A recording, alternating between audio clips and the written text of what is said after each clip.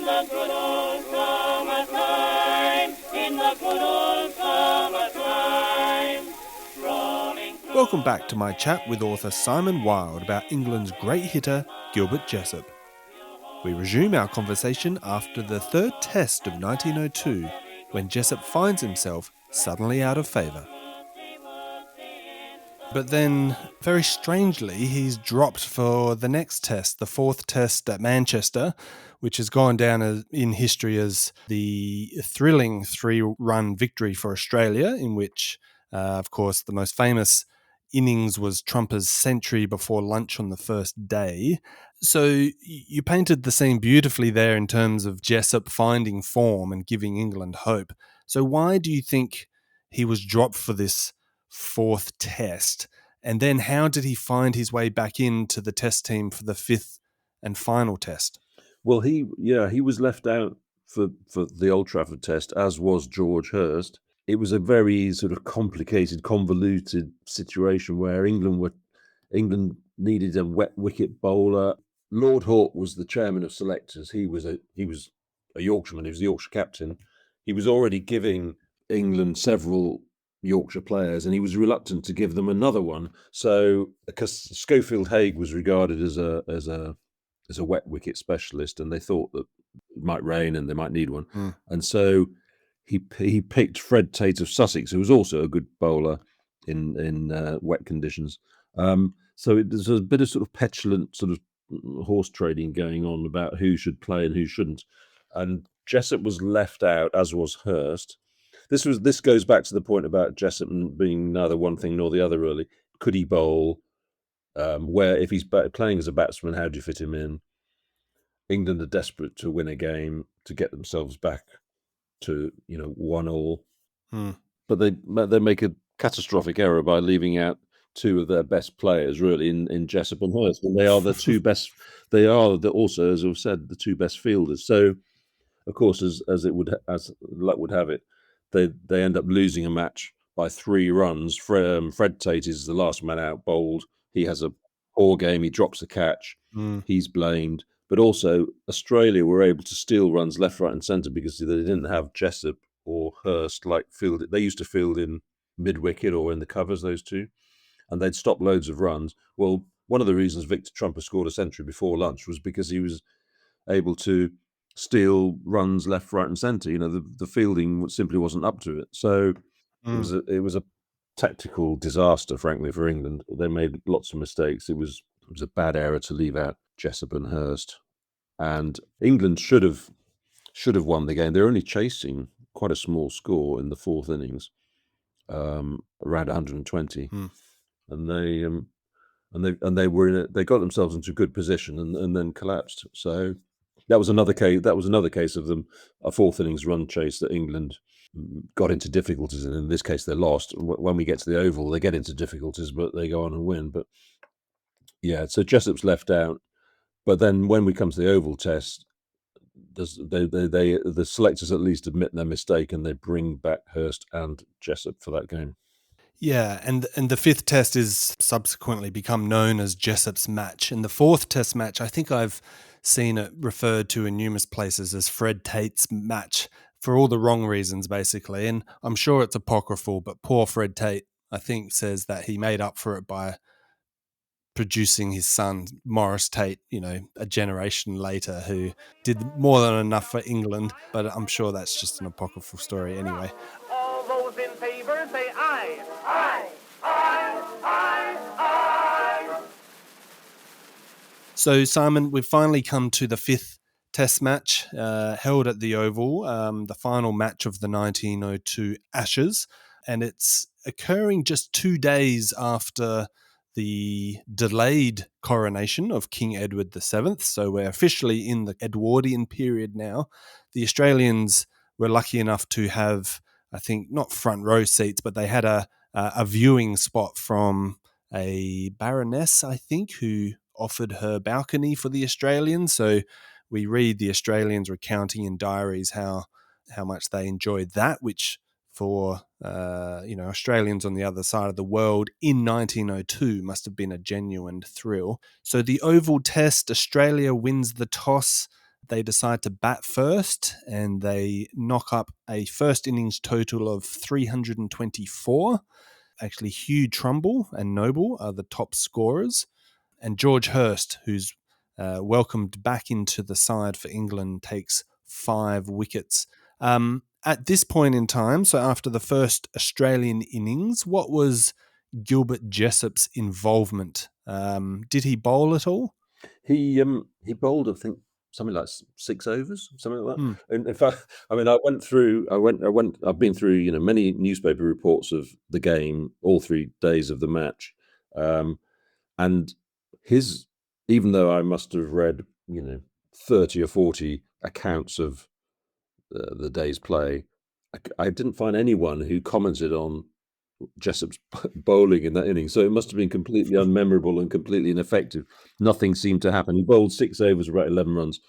Like I say, no drop catches, nothing interesting happened when he bowled. So that was sort of quite remarkable. It was commented upon how well he fielded, and one of the cartoonists, newspapers used to have cartoons or line drawings rather than photographs. They couldn't produce photographs fast enough to get them into daily newspapers.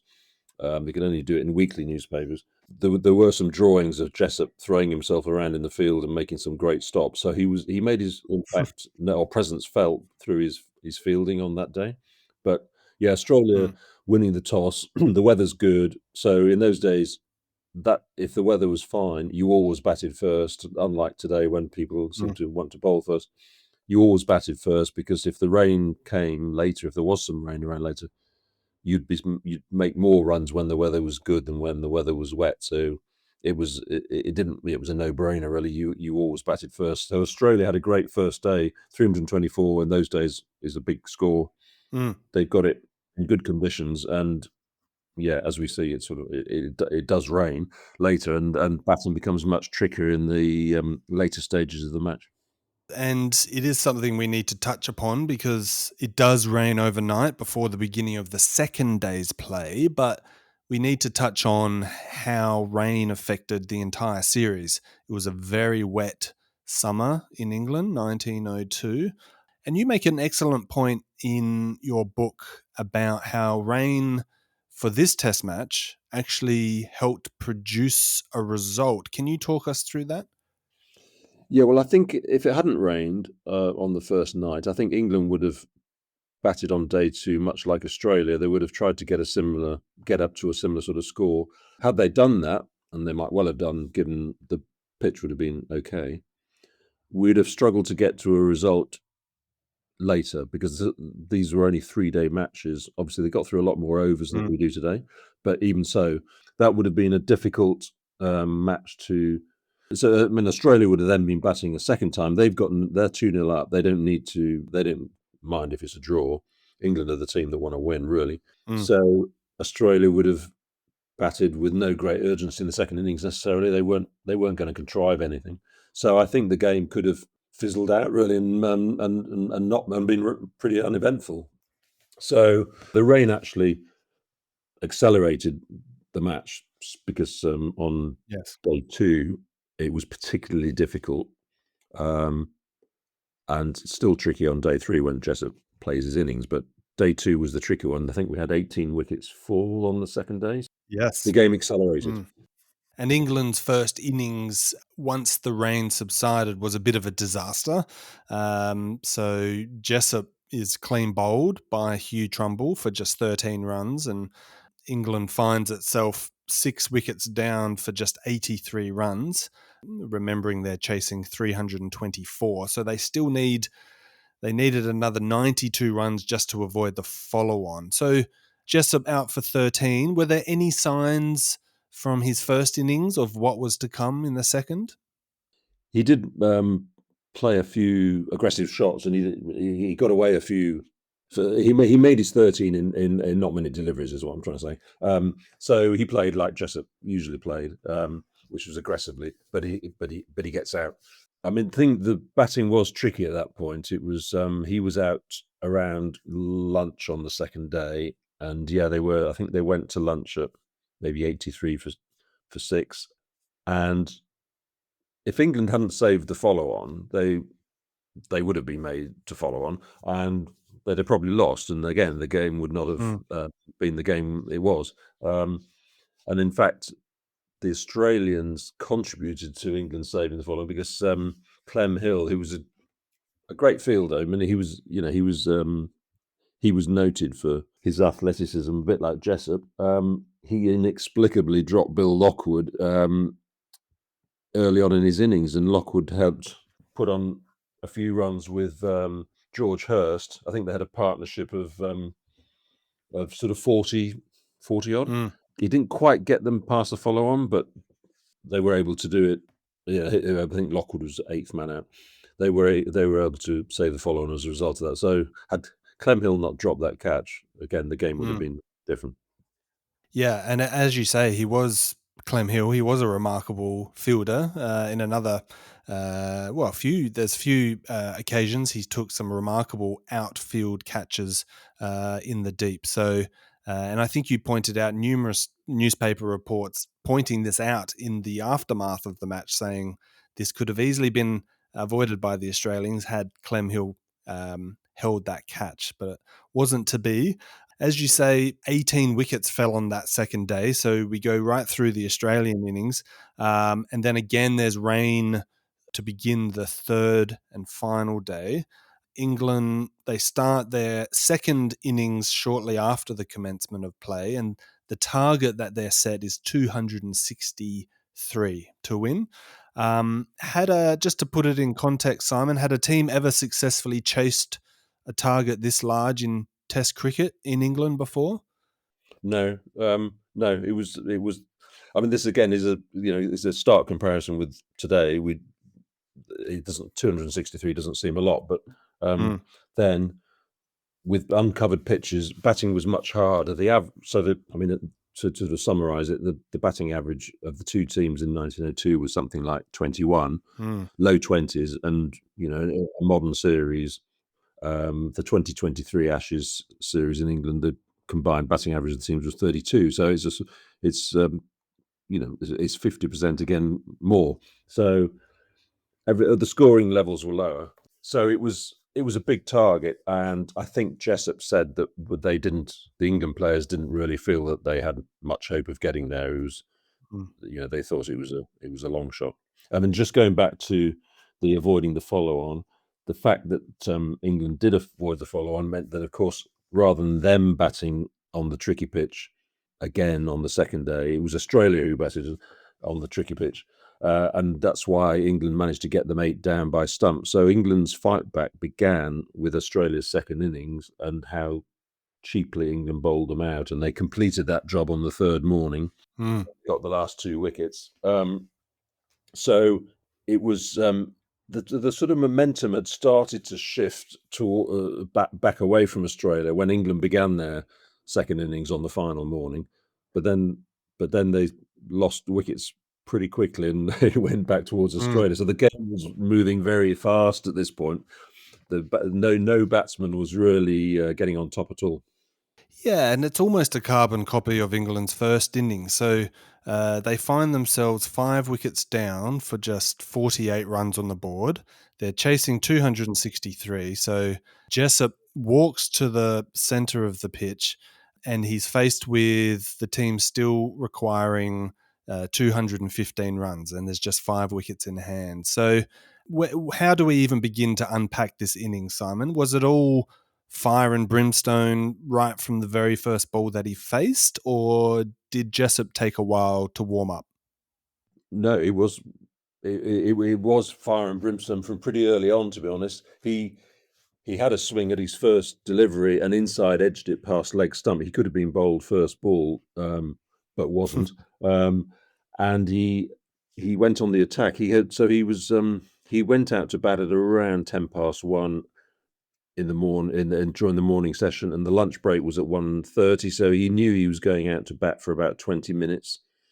Again, many batsmen would think, okay, I'll just try and survive to lunch and then we'll have a look afterwards. But Mm. he went on the attack straight away, and by lunch he'd got 29 not out with a string of aggressive shots. So But he did ride his luck in so much as there was a sort of difficult stumping chance to Kelly behind the stumps, off Saunders, and then shortly afterwards he drove, Jessop drove to sort of long off area, also off Saunders, and Victor Trumper ran in and tried to take a diving catch, but he dropped it. But it was, most people say it was a difficult chance. It's sort of like one of those ones which is a sort of bit of a sliced drive, and it was sort of curving away from him, so it was quite hard for Trumper to sort of line it up properly.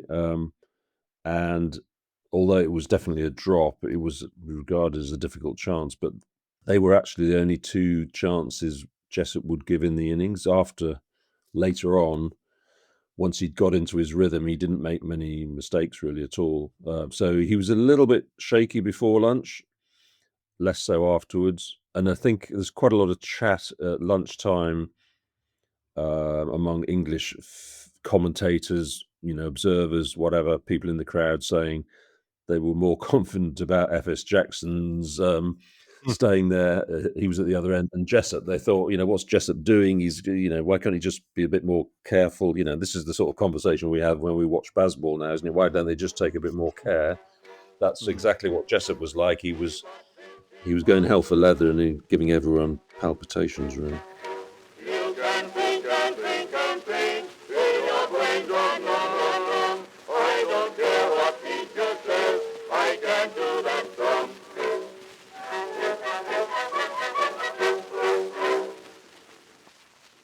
Well, before we progress any further in dissecting Jessop's innings, I just want to take a little pivot and talk about scorebooks in the late 19th, early 20th century and their inconsistencies. Now, the reason I'm asking this is because it's sort of the crux of your book, and certainly the last third of your book, in trying to dissect Jessop's innings and how many balls he faced and the time, how long he was at the crease.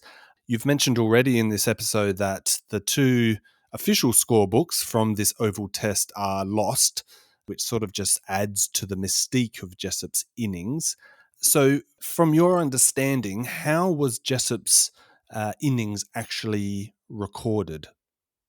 There were two official scorers, which was the norm in those days. Well, in fact, still is. It's the standard practice that you'd have two scorers, one sort of representing each team. It was a way of making sure that the score was kept fairly, but also a way of double checking that they'd got it right. If one person was doing it and made a mistake, then how were you ever going to correct that? So there would be two scorers helping each other out. I mean, we don't have these problems now because it's all done ball by ball on many, websites and the rest of it, and we can watch them, a recording on TV, etc. We don't have to worry about that. But then you had one chance to get it right, really. So there were two official scorers. They were sitting next to the press box in the Oval Pavilion, and I should think that the journalists in the press box would be asking them questions about how, bowling figures and how many fours somebody's hit or whatever. So they were sort of situated next to the journalists. They were the only official means of keeping a score and getting an accurate figure. But in fact, we know from reports that I sort of unearthed and anecdotal evidence that journalists were in the habit of keeping their own scores, and particularly with someone like Jessop, because he scored so fast, they would keep a note of how many balls he'd face. Just on the scorebooks, the old scorebooks of that period, they didn't do what we would call linear scoring, which is where you keep a ball by ball list of every over against each, so that the balls faced by each batsman would be recorded. It wasn't really until the 1960s and 70s when TV and radio were using their own scorers and wanted a scorer to give them lots of information that could be discussed on air, that you had linear scoring. So an old style scorebook is the sort that anyone who's played village cricket or club cricket will be familiar with, where you keep a note of every ball bowled against the bowler in the sort of boxes alongside his name, but you don't do that for the batsman. You just put their scoring strokes. And this was a problem for about 100 years in cricket generally, that the balls faced for the batsman was not something that was recorded. It was that only became standard really in the 60s, 70s, when one-day cricket took hold as well, and obviously balls faced became the sort of primary measure, really. There were exceptions. A few scorers, as I recount in the book, were using ball-by-ball scoring for batsmen, and so they would keep a note, but it was sporadic, and it wasn't what the official scorers did. Mm. So this is why there is a problem with the Jessop innings in terms of finding out how many balls he faced. There is no official record, but there was one ball-by-ball list that we knew about that said he got there in 76 balls to his 100. I found another one that's lain completely undiscovered until now, which shows that claims that he got there in 71 balls. Mm. I then ended up trying to marry the two together, and by also incorporating all the many newspaper reports, I reconstruct the innings in the book over by over to work out how many balls he actually faced and find out where the discrepancies lay. In fact, the two lists that I've got are remarkably similar. So we're only arguing about a few dot balls here or there. It's a very small number that are different, but obviously it led me to come to a different conclusion than the generally accepted 76 balls, which is what everyone thought Jessop required to get to his 100. I'm saying it's less than that now. It is a fascinating dissection on your part, and I encourage my listeners to seek out your book if they haven't already. And yeah, we also need to sort of remind ourselves that the more common way of referring to the length of a batsman's innings was by time in these days. We often see that, Victor Trumper or W.G. Grace were at the crease for 160 minutes, which was much easier to record, obviously because they note when he walked to the wicket and then note when he was dismissed. So yeah, it is this interesting comparison that you make, but it is an important one because if this record by Jessop is ever to be broken by fellow English batsman, of course it's going to be compared by the number of balls he faced. So again, reading the unfolding of this fourth innings, Simon, what occurred to me was that we probably should give a bit of credit. I mean, all the credit goes to Jessop, but we should give some credit to Stanley Jackson, who was at the crease when Jessop walked to the wicket, and they ended up putting on a century partnership, which was much needed because England was 5 down for 48 runs. Can we ascertain, or can you work out from all your research how the two batsmen played off one another? Was Jackson simply the polar opposite of Jessop's style? Well, yeah, I mean, so Jackson was the sort of amateur that we've spoken about earlier, who went to a leading public school, Harrow, and then he went to Cambridge like Jessop, but he was there earlier. Had the classical upbringing in terms of cricket coaching, played orthodoxly, was a very, very good player, scored 500s against Australia in Test matches. He had a great temperament for the big matches. Some England players who were, CB Fry being a case in point, he had a phenomenal record in county cricket, but he struggled in Test cricket to sort of handle the scrutiny. In fact, CB Fry is a sort of big part of my book because he played in a couple of the early tests, then got dropped because he'd made no runs. But he was writing match reports for the Daily Express, and they were really good actually. And he was an eyewitness. He was one of the principal eyewitnesses of the Jessop innings, and he wrote some great stuff in the Daily Express about it. But he struggled with the pressure. Jackson didn't. He was a great big match player. So in the early part of the innings, when England struggled to 48 for 5, Jackson was the only player who could cope with the difficult conditions, and he batted very positively. And so when Jessop walked out, England were 48 for 5. 31 of those runs had been made by Jackson, who was playing in a positive manner. When Jackson saw how Jessop was going and scoring, attacking as you'd expect, and then doing very well, I think Jackson realised that actually his job was to just stay there, and Jessop would score the runs, but he needed to stay in so that England didn't lose any more wickets. And that would, if he could do that, that would be his most important job. So Jackson actually sort of changed gear quite dramatically. He just went into sort of defence mode, and he did it very well. But I think their partnership of 109, I think Jackson contributed 18 or something like that, because there was a few extras as well. So he really did, in all the time that he was batting with Jessop, he scored fewer than he had done in the previous period of play before Jessop went in. But Jackson played a really canny innings. I mean, he did the right thing and he played it very well. But he did start to sort of struggle towards the end before he got out. I think he was dropped twice, maybe by, I think, at slip and then at short leg he was dropped and then he got out. But that was an interesting partnership because one man was going berserk and the other one was sort of furiously defending. It was interesting to read sort of how he changed his style, and that's a very important part of cricket, is noting how the partner is playing. And yeah, you're right, Jackson did it perfectly, and he played that role perfectly, and he was to then captain England in the following Ashes series in 1905 in England. Now, Simon, there is a existing photograph of Jessop's innings, but there is only one that is known, and it happens to be taken by George Beldam, who is the most famous photographer from the golden age of cricket. My listeners would certainly know his body of work.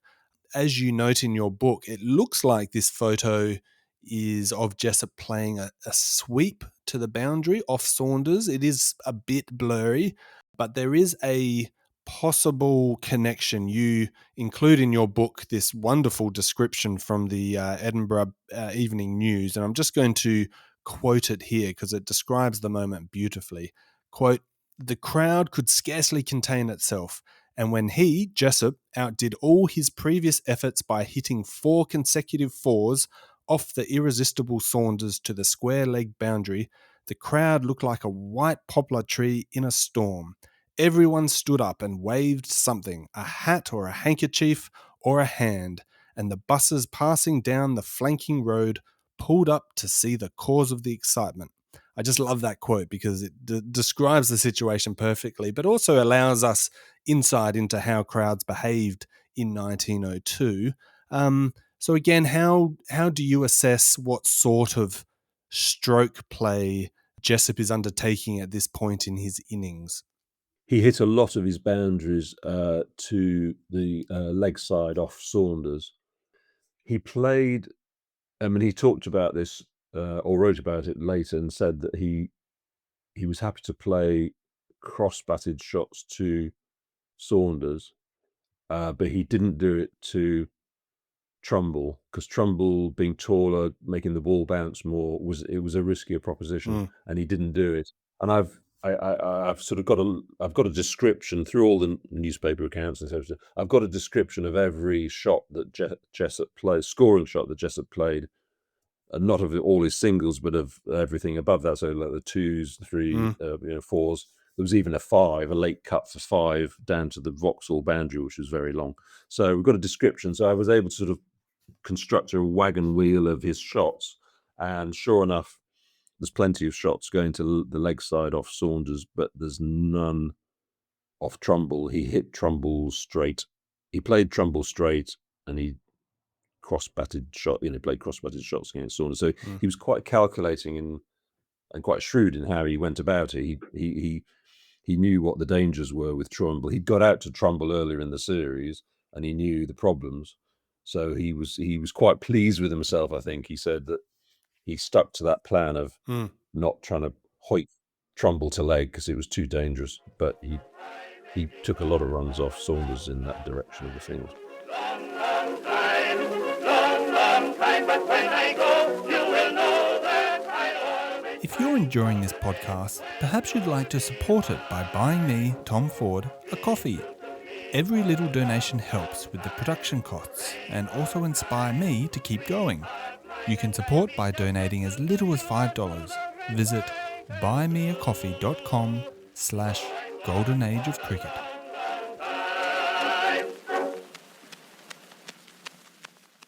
So, Simon, we have to remind ourselves in 1902 that a batsman hitting the ball over the boundary was not the same as it was or is today. Of course, we think of it as being an automatic 6, but this was not the case for Jessop in 1902, which actually affects as you point out in your book, the number of balls he actually faced to reach his century. Can you elaborate on that, please? Yeah, well, the six hit as we know it didn't exist then. It came in 1911. So all the Test matches in England prior to that were played under under the following rules, which was that if you hit a ball to the boundary, it was 4. If you hit it over the boundary, it was 4. If the ball landed inside the precincts of the ground, to get a 6, you had to hit the ball right out of the ground, which oval in this instance was almost impossible. Well, not quite impossible, but very difficult, because it was one of the biggest playing areas. It was the biggest playing area in the country. It was this is a slightly strange rule which had been agreed by the county clubs. It doesn't really make much sense now, but it was to do with the fact that the boundaries around the grounds were so different. I mean, the boundary itself was only ever marked to keep the crowd off the field, really, and that only came in the 80s. It was and there weren't many big stands in many of these grounds. I mean, they'd have a pavilion, which would be a big thing, a big building, and it was at the Oval. But a lot of the other areas were terraces and then, land beyond, really. So it wasn't like a stadium at all. So maybe hitting out of the whole ground wasn't that hard to do at some grounds around England, but at the Oval it was. The Australians didn't agree with this rule, really, and Joe Darling, the Australia captain, was a big advocate of 6 runs being awarded for a hit that went over the boundary. He said batsmen should be rewarded for the big hits, and he said it would be more entertaining for the crowd, and it would be more interesting and faster scoring. All the things that we would probably agree with. He pushed for that. In Australia, if you hit it over the boundary into the crowd, you got 5 runs, and there were, in the 1901-2 series, there was, you can see if you look at the score, the sort of databases now, there was something like the best part of 20 hits that went for 5, which were sixes, if you like, in that series, and Jessop hit a couple of them. So in Australia, it was slightly different, but they were pushing for a 6 to be agreed across the world, really, and but it took a few years for it to happen. But anyway, yeah, Jessop. In his innings, he hit Hugh Trumbull into the pavilion 3 times. Trumbull kept bowling from the pavilion end, and Jessop, as we've discussed, would hit Trumbull straight. He wouldn't hit square against him. He'd hit straight, and he hit him into the pavilion 3 times. So that innings now would have been, under today's rules, have been 110 rather than 104, and 2 of the 6s would have happened before he got to his 100. The third one would have happened after he got to his 100. So those 2 6s before he gets to his 100 would have helped him get there in 1 ball fewer. So, funnily enough, the Jessop family that I mentioned being in contact with, they're quite keen to remind everyone that, or they would be, that Jessop didn't have the advantage of hitting 6s, and of course, people like Johnny Bairstow got to his century in 77 balls with the help of quite a few 6s. So they like to point out that Jessop was at a singular disadvantage in terms of the lack of 6s. Yes. So yeah, it seems extraordinary now, doesn't it? But that was the case at the time. Yeah, no, it's an excellent point. And I know from an Australian perspective, because I think Adam Gilchrist holds possibly the fastest Test century, and I remember watching it, and it's 6 after 6 after 6. So it just adds to the allure of Jessop's remarkable innings.